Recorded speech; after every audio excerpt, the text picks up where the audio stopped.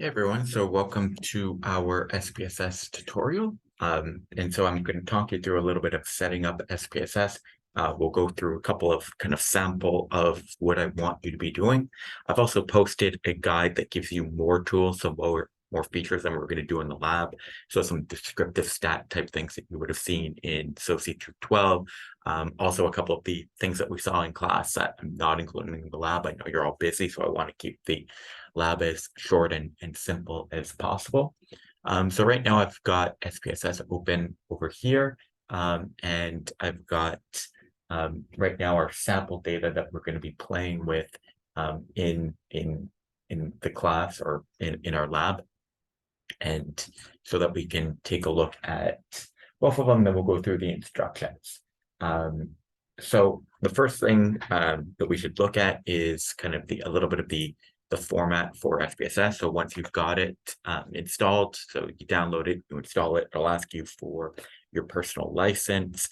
Click to have it be that you, as if you bought it. So I kind of like activate using an authorization code, but it'll ask like, do you have an individual one or kind of a group one? It worked for me using the individual one. So just go back and forth between the different places where it says for kind of the authorization code and see which one works for you. So when you open it up and you first get the data editor, like we have right here. So you can see in the bottom left corner, I've got data view, and this is kind of similar to an Excel worksheet. So you'd have like each of your different columns would be your different variables, and each of your different rows would be your observations. So same thing, like I said, as if you were in Excel. Our variable view is where we can put some different details about our variables so that SPSS knows how to handle it. Once we've imported our data, I'll show you how to do that. So the first thing we're going to do is import our data. So if you go File, Import Data, ours is saved as an Excel worksheet. We would click Excel. That would then bring us to our computer. I'm just going to find where I put mine. Sorry for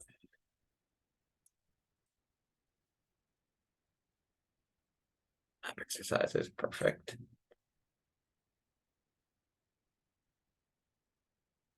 Okay, so this will work nicely, so you'll even get a preview of what it is. You just want to make sure that read variable names from first row of data. You want to make sure that is ticked because if you look over here in our Excel files, so the data that we're going to be using, which is data that I made up, but kind of trying to look at education type data in terms of what factors go into helping students succeed better in this type of class. It's all made up data. So don't take any of the relationships that you might find seriously.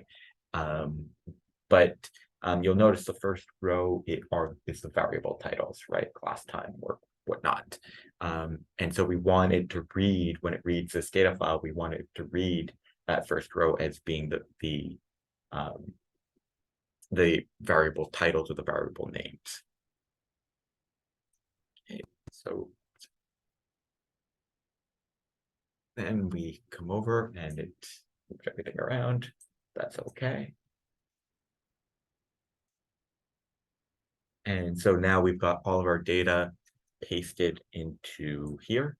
And now we'll work through what to do with it. So I'm going to bring up the instructions, which also has our code book. So here's the instructions you can read through. It's got our code book, which is telling us what each of the different variables means. And we'll start working through that. So right now you're going to see that a lot of the things, like even class time, whether it's early or late, is set to zeros or ones. Even though these are kind of categories where we would prefer to see early or late, or gender, we'd prefer to see male or female.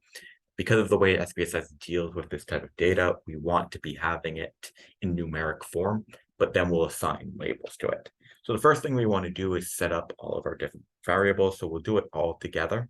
And I'll show you which columns you really want to be using, which ones you don't want to be, we don't need to be really playing with. So name is the variable name, like you'll see across the top here. I already gave names that are SPSS compliant. So for example, you're not allowed having a space.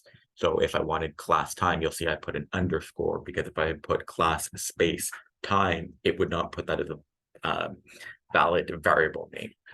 I set up valid variable names when creating the data set to make your life a little bit easier. So that's kind of already taken care of.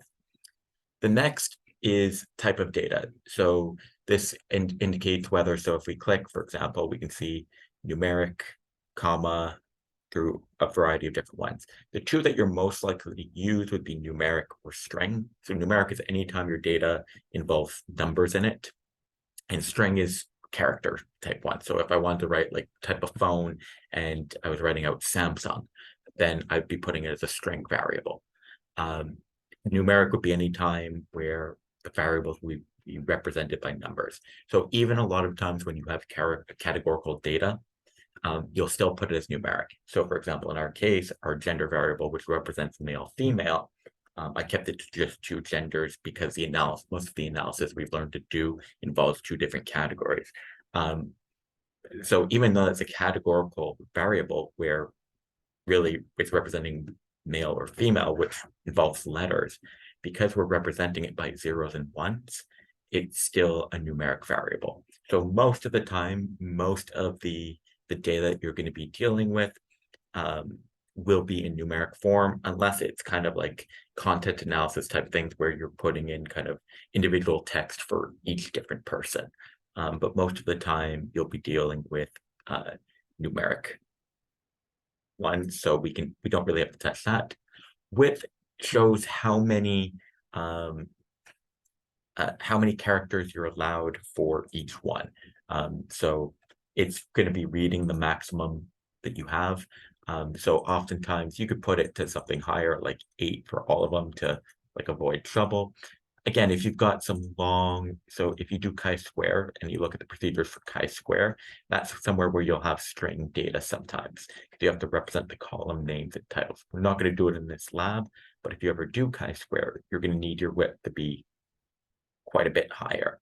But in our case, really, we could have left it. I didn't even have to put it up to 8. The default when you launch SPSS is usually 8, so I just put it there.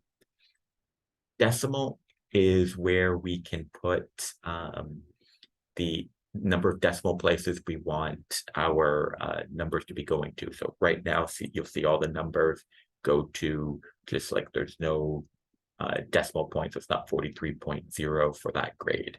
And so that works in our case when it comes to kind of categorical ones, so like class time or work, we'd want to leave it at 0. For the ones that are actually numbers, like grade or number of hours you sleep, that's something that you'd probably want to that you could put to a greater number of decimals depending on your need. We're not going to be calculating average or anything with any of these, so keeping it at 0, I think, is entirely appropriate. Labels, where we can give our variables nicer names. So like if they appear in graphs or tables, right, class underscore time is pretty ugly. So, I mean, some of these, I don't have to rewrite working grade because I'm giving, actually, we can do like final grade.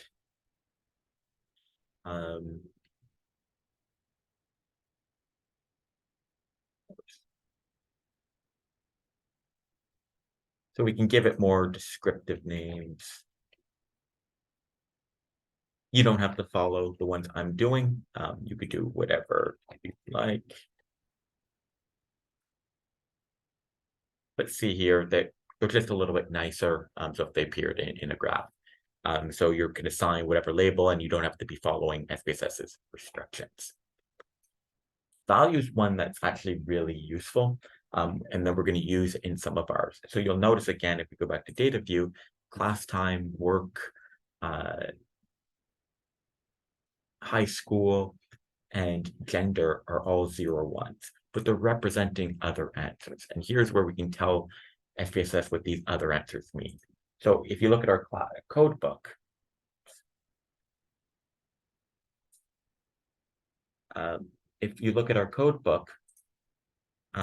you'll see that I've indicated 0 equals early, 1 equals late. So we get late, right? Oops. 0, and it gives it a label early. And 1 is equal to late. And so now I just want to show you something. If we go back to data view, it still shows here, but if we go over, if you go on the top to this 1 to A type 1 up here, and you click that, it'll now show early, late, like if I click back and forth. So now it's still, the data is still set up properly in 0, 1 for when SPSS needs it to be 0, 1, but there's a little bit more that I can do with it. But I can also see what is going on. So let's do that for the other ones that we need. So work, okay. So it's 0. No. And 1. Yes. Okay, perfect. Final grade, we don't need that. That's just final grade in percentage. So we could put cent. That'll look even nicer. Okay, high school. So this variable indicates whether the student went to a public or private high school. So 0 equals public.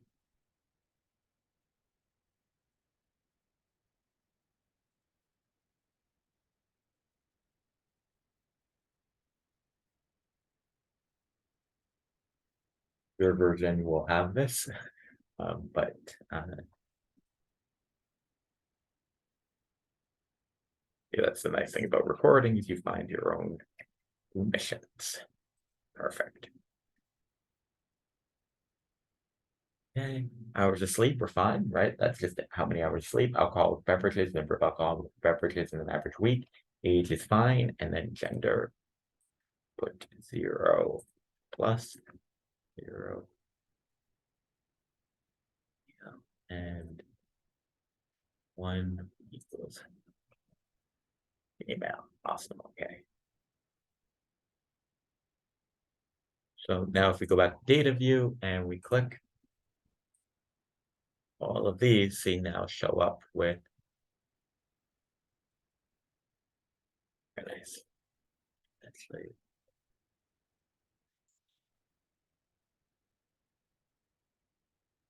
all right. Missing columns of line we don't really have to touch.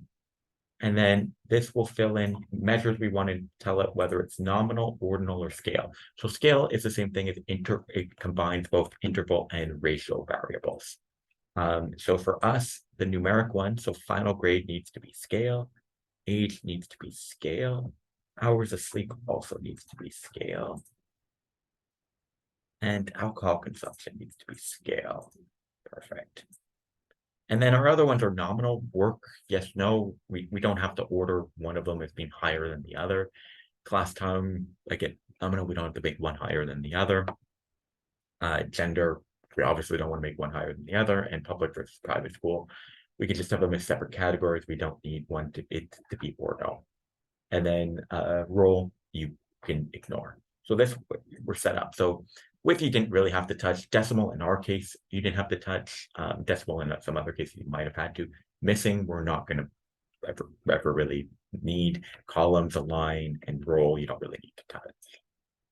All right, so let's go back to data view, and we'll start doing our examples. So the first thing I want to find is there a correlation between age and alcohol consumption. So do older people or older students consume more or less alcohol? And so we're going to look at it in 2 ways. We're going to find a correlation coefficient for this relationship, and then we're going to make a scatter plot.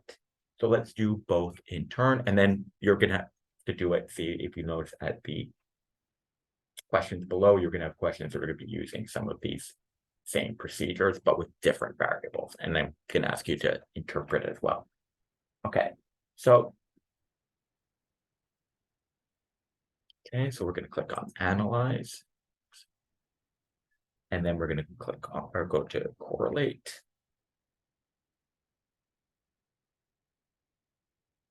I don't need confidence intervals, so let's just do this. Okay, perfect. If you wanted confidence intervals, so confidence intervals would allow you to have 95% confidence intervals to see is the correlation, can we be confident that the population correlation is positive or negative? So say we got a correlation coefficient of 0.3, which is a positive correlation, could we be confident that at the population level, the correlation coefficient is also positive? So what is the range of possible correlation coefficients?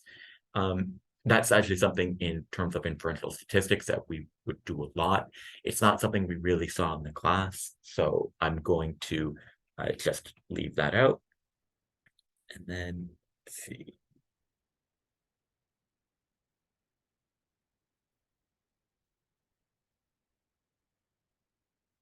Right. And then, so we want to be selecting, okay, our two variables, and I said, what, age and alcohol consumption, right? So age, click over, alcohol consumption, click over. I want Pearson, so we're doing Pearson's R, right? That's our correlation coefficient. And then we would just click OK.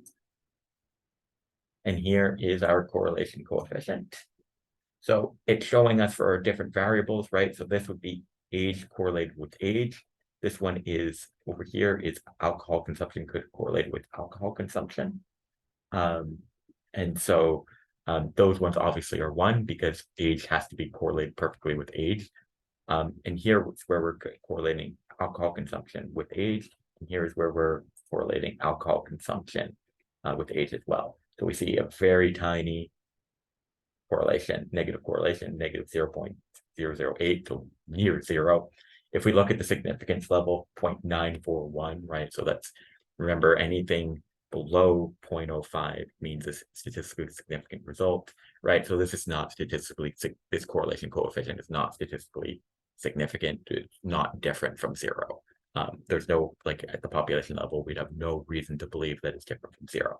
So when you actually do the exercises, I'd want you to, so I'd be asking you to describe the relationship, but I also want you to copy the table in, right? So you can copy it in here.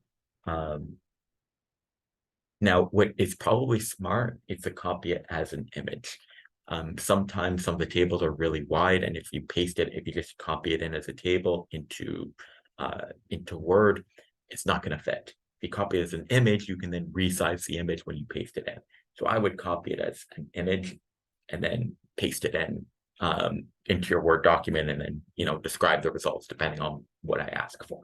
Right. So here we've got a negative correlation of 0.008, but it's not really different. This would be extraordinarily weak, and as we can see in terms of conclusions of the population, nothing at all.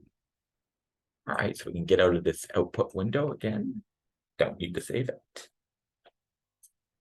Okay. Now we want to look at a scatter plot. So click on graphs. Okay. Scatter dot. We want a simple scatter. Okay, and then we've got our Y. So I think X we would usually put, I think age would be the one that would be predicting alcohol consumption, not alcohol consumption predicting age. And then so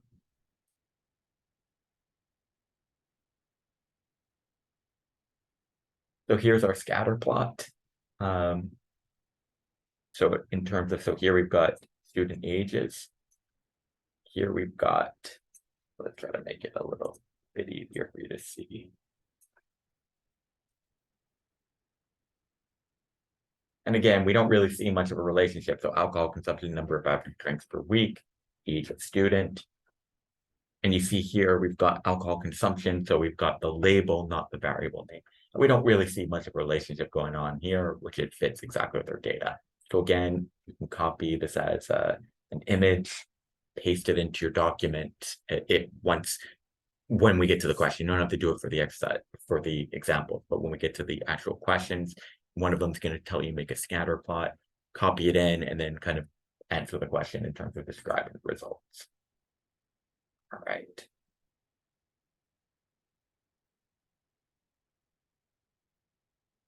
So that's our first question. So is there a correlation? No, there doesn't appear to be a correlation.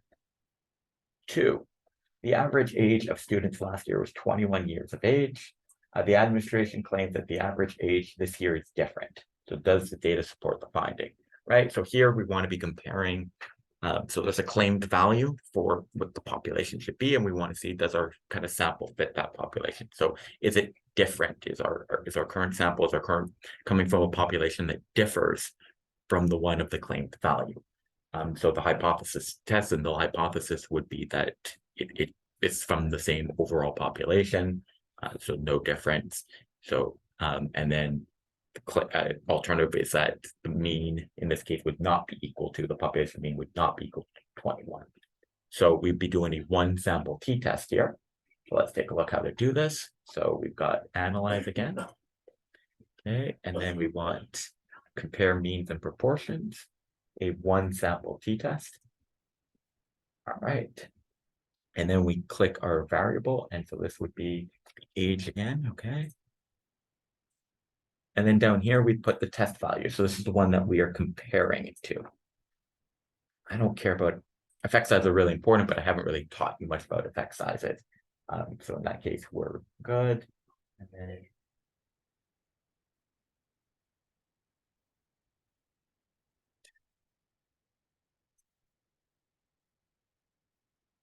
so here it's going to give us two different tables. Really, I only care about the second one, but in terms of like kind of the hypothesis testing, but it gives some useful information, right? So what is the sample size that we're dealing with? What was the mean in the sample? So you already start getting a little bit of an end standard deviation. So we're comparing it to 21, right? So you could start seeing probably it's not going to be that different. Here we've got our t statistic. We've got our p-value. So we'd be doing a two-sided, because we're doing we say not equal to, so two-sided. Mean difference. So what is the difference between the means, right? So in our sample is 20.78. Our claim value is 21. That means the difference of negative 2.25. And here's our confidence interval for the difference, right? So we can see that it crosses 0. We can't be confident that that there's a difference between ours, right? So it crosses, the mean difference crosses 0. So this is the difference between our mean and the claimed value, and this is kind of the range of possible mean differences.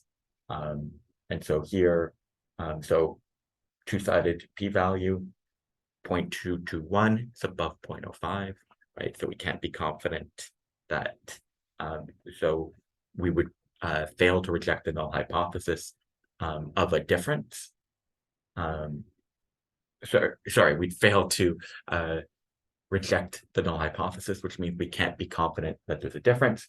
And we see that again here with our confidence interval for the difference. It could be positive, the difference could be negative. So we're not certain in direction, we're not certain it's not 0. So you could copy paste both of these into the into your Word document if we're doing a question like this.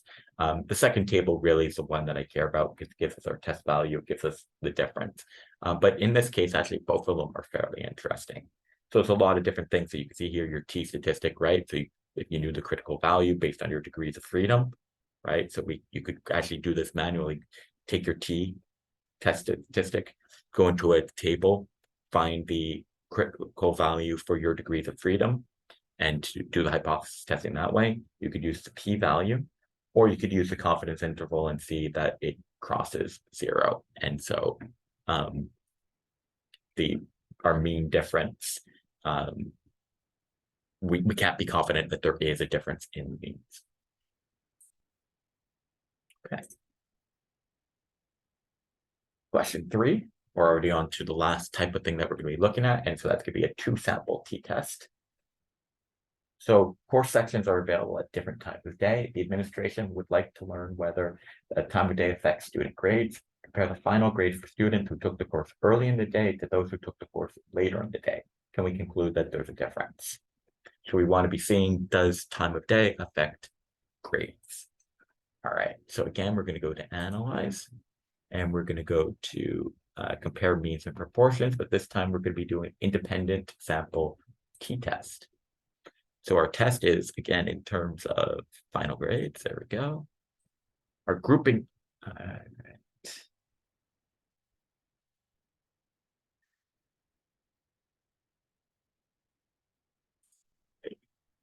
Our grouping variable is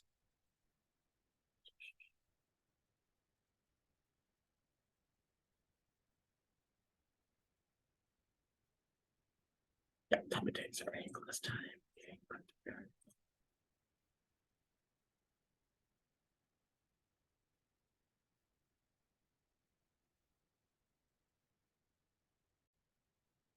All right, so we put in our grouping variable. So that is kind of the factor variable that defines which group is each person in. So are they in the early class or the late class? So in this case, we put that here. We need to define what it's looking at. So one of our groups is called 0 and one of our groups is called 1. So remember, early was called 0 and late was called 1. Okay, then we need to have final grade is our test variable. We want to see, is there a difference in final grade based on whether you're taking the class early or late? So that's how we think about this. This is always kind of a dependent variable that we want to see. Is there effect on this? And is the effect caused by which group you're in? And so you could only have 2 different groups. That's why I set gender up as just male, female, as opposed to other. You'd need an ANOVA if you had another group.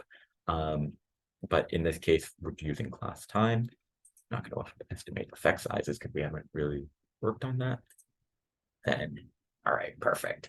So we can see here our final grades. And then so for early 40 students, late 40 students, the mean was 71.93, 72.20, and our standard deviation. So not a huge difference here. We're going to go with just this top line here. So this is the one that's more important. This is your descriptive statistics. Equal variance, we're going to assume we have equal variance. So let's stretch this out a little bit. Okay, so we've got our t-statistic again and our degrees of freedom. So again, you could go to the critical values and see, is this based on 78 degrees of freedom? Is this more extreme than the critical value? You could go with a two-sided. We've got our two-sided p-value, right? So we said different, so it's not one-sided. It's not a one-tailed test, it's a two-tailed test. 0.912 doesn't seem to be statistically significant. The difference between our groups is of negative 0.275, right? The difference between these means. And our confidence interval for that, again, stretches beyond. So the difference could be negative. And for those who took it earlier, or sorry, those who took it later could have lower scores or could have higher scores, right? And we're not confident, or it could be nothing, right? It could be 0, it could be lower, it could be higher. So we can't be confident that there's a difference. We can't be confident in the direction of a difference. We would fail to reject the null hypothesis, right? We can't conclude that they come from different populations, right? And we see that again here. This is way above 0.05. We can't be confident there's a difference. Some of these variables that we have, you would find a relationship. I chose one as our example where you're not going to find a relationship. So again, things you want to look at, if you want to get out the table of critical values, you could use T. You can use your p-value for making the conclusion. And then you could also look at the confidence interval to see, does it cross 0? So that's your 2-sample t-test. A lot easier doing it this way than by hand, just putting it into SPSS. All right. So again, this is one where when you're copying it in, you're definitely going to want to copy this image, right? Because this is really wide. If you copy paste this into Word, it's going to spill over out of the document, and it's not going to be very much fun. All right. And then so you've got 4 different questions. So one where we're kind of doing a correlation similar to we did, one a 1-sample t-test, one a 2-sample t-test, where I'm giving you, in each of these ones, I'm giving you the comparison. And then one where I'm giving you a choice. I want you to examine a relationship of your choice, ones that we haven't already looked at. So you can either choose to look for a correlation, or you could choose to do a 2-sample t-test. And so describe to me why you chose these variables to look at together. and conduct the test and explain the results. So your choice from any of the ones that we haven't looked at. So these 4 questions. In terms of the instructions, so it's due December 14th at 5:45. You can work in pairs. If you work in pairs, you can submit, both of you can submit the assignment separately or just one, and I'll grade and assign the grade to both of you. If you work in pairs, though, make sure to put your name on both of them, just so that I know that it's not plagiarism, that you have the exact same thing, it's that you worked together. So if you work in pairs, make sure to write both of your names on the document, or else you could get yourself in trouble. Make sure to copy paste in the relevant tables and graphs so that I can see your output beyond just your description. And yeah, the examples were just there for practice, so you could get used to it. So this data is all set up, and have fun. Send me an email if there's any questions, and good luck.